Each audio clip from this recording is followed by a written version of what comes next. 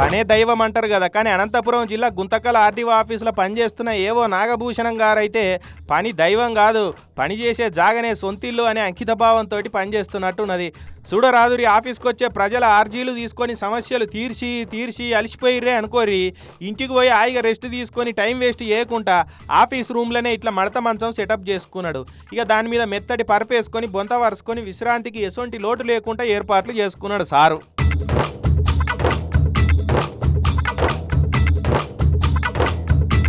Government ఆఫీసులలో పనిచేసే చాలా మంది ప్రజల పనులు చేసి అలిసిపోయి పగటిలు ఇంత కునుకు తీస్తారని ఎరికే కదా.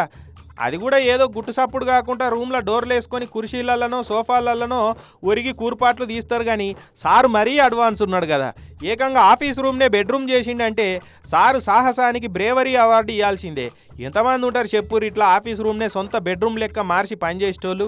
మరిగా ఒక ఆర్డీఓ ఆఫీసులో ఉన్న ఏవో దగ్గరికి ప్రజల సమస్యలు విన్నవించుకుందామని వచ్చినప్పుడు సారు రూమ్లో ఇట్లా మడత మంచం కనబడితే మంచిగా అనిపించుకుంటుందా లేదా అన్నది ఆ సార్కే తెలియాలి.